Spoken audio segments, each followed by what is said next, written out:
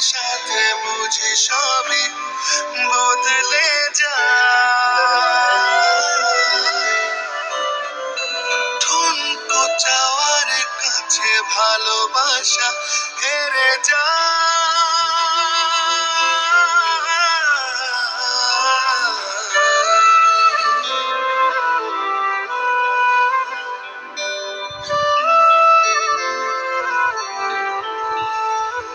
সাজানো গোছানো আমার এই চিলে কোঠা,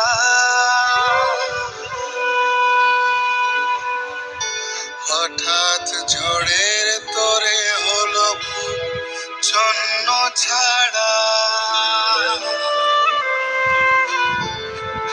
হাহাকারে খুব মন কাঁদে, যাই না বলা কিছু,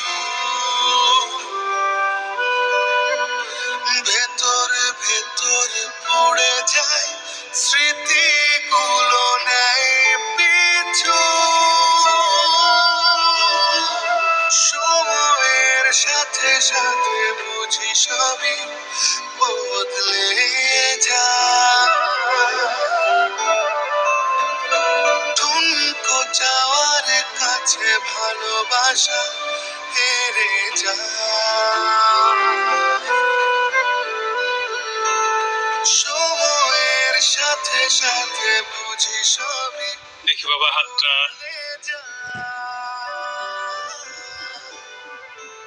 জিপাটি একটু দেখবেন।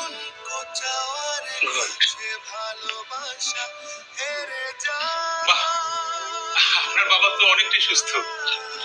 আপনি এভাবে আর কিছুদিন টেক কেয়ার করলে আশা করি ইনশাল্লাহ অচিরেই সুস্থ হয়ে উঠবেন। আর ঔষধ আগের বলেই চলবে, আমি কিছুদিন পরে এসে আবার দেখে দেবো। হ্যাঁ থাকেন বাবা। হ্যাঁ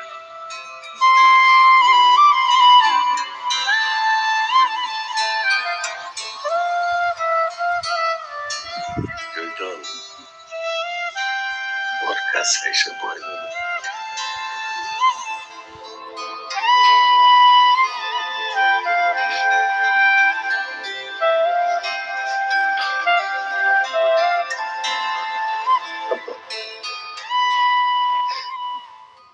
এখনো তোর বাবার উপরে রাগ করে আছিস রে বাবা।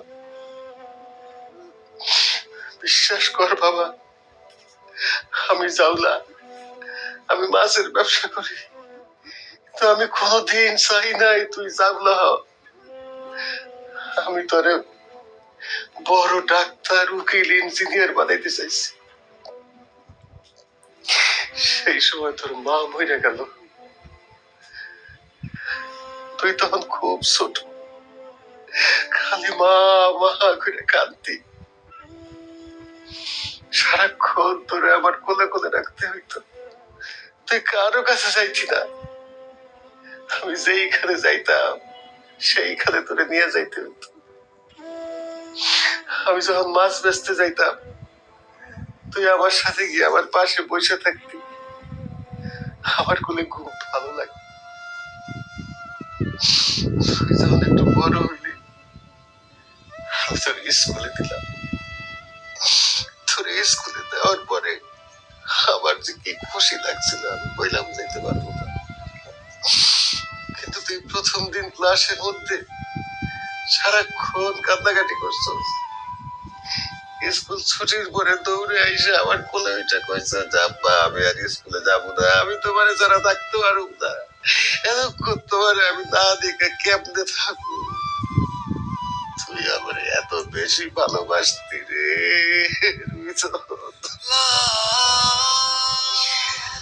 আমিও তোরে বোকা জায়গা কইরা বাইক করে স্কুলে পাঠাইতে পারি নাই, কারণ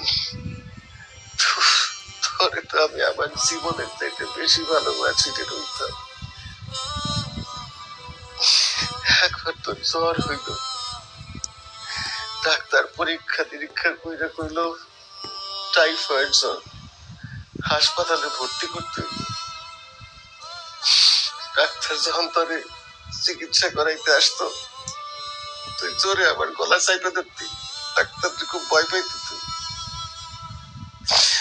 তোরে জোর কইরাও হাসপাতালে দিতে পারে নাই, হাসপাতালের বেডে শোয়াইতে পারে নাই, 7টা দিন ধরে আমার কোলের উপরে রাইখা চিকিৎসা করতে রে বাপ। সেই রুইধন তুই কেমনে আমার সাথে সম্পর্ক ছিন্ন করলি রে বাবা? কেমনে তুই কইলি তোর সন্তান বুঝলে পরিচয় না দিতে? কেমনে পারলি রে বাবা? তুই এত পাষাণ হয়ে যাইতে রে বাবা। আমার ভুল হয়ে গেছে আব্বা, তুমি আমার মাফ করে দাও। তোমার ছাড়া আমিও ভালো ছিলাম না। কত আদর মায়া জড়ানো এই বাঁধন, তিলে তিলে সাজানো সব লাগে কেমন কেমন। কত আদর মায়া জড়ানো এই বাঁধন, তিলে তিলে সাজানো সব লাগে কেমন কেমন। সময়ের সাজা ঠুনকো চাওয়ার কাছে ভালোবাসা হেরে যায়। সময়ের সাথে সাথে বুঝি সবই বদলে যায়। ঠুনকো চাওয়ার কাছে ভালোবাসা হেরে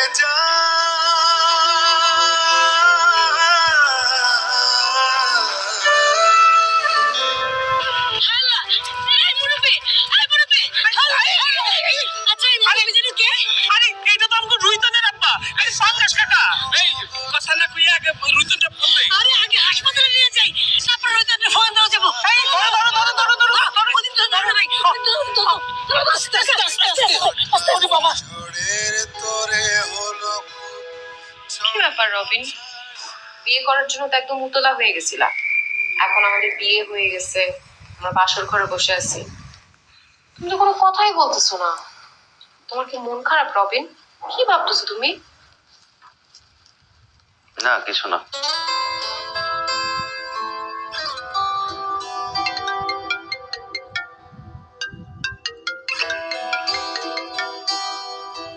হ্যালো। হ্যালো রুইতন, হ্যাঁ, কে? আমি নাসিমা। শুন, তোর আব্বাই খুব অসুস্থ, হাসপাতালে ভর্তি আছে, অবস্থা বেশি ভালো না, খালি রুইতন রুইতন কইরা ডাকতাছে। যদি সম্ভব হয় ভাই, তুই তোর আব্বারে হাসপাতালে এসে দেখা যা। আচ্ছা ঠিক আছে, আমি এখন আসতেছি। কোথায় যাচ্ছ তুমি? আমার আব্বা অসুস্থ, আমার যাইতে হবে এখন। না না, তুমি কোথাও যাবে না, আমাকে বাসর ঘরে একা রেখে তুমি কোথায় যাচ্ছ? সুইটি, আমার আব্বা অসুস্থ, আমার জন্মদাতা বাপ অসুস্থ। তুমি শোনো তো আমার কথাটা।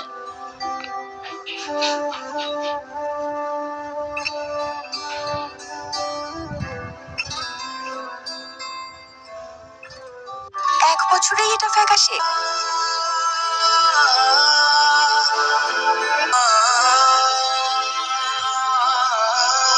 তুমি, তোমার কত বড় সাহস, বাসর ঘরে আমাকে একা ফেলে চলে গেছিলে, এখন আবার তোমার বাবাকে নিয়ে চলে আসছো।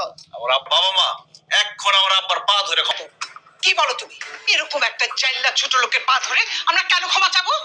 এই খবরদার, আমার আব্বাকে জাইল্লা বলবেন না। কি? আমার আব্বা জাইল্লা হোক, মুচি হোক, মেথর হোক, যা কিছু তাই হোক, উনি আমার বাবা। আমার বাবার পেশা যাই হোক না কেন, আমার বাবা আছে, এটাই আমার জীবনের সবচেয়ে বড় সার্থকতা। আমার আব্বা আর আমাকে জাইল্লা বইলা অনেক অপমান করছেন আপনারা।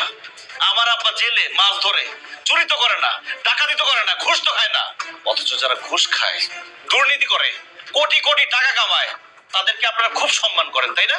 যে পরিশ্রম করে সৎ পথে টাকা উপার্জন করে, তাদের জন্য আপনাদের কোনো সম্মান আসে না, তাই না? আর আমার আব্বাকে যে জেলে বলে অপমান করছেন, আরে আমরা মাছে ভাতে বাঙালি, এই জাইল্লারা যদি মাছ না ধরতো তাহলে মজার মজার মাছ আর খাওয়া লাগতো না। শোনেন, কোনো পেশাই ছোট না, প্রত্যেকটা পেশাই সম্মানের।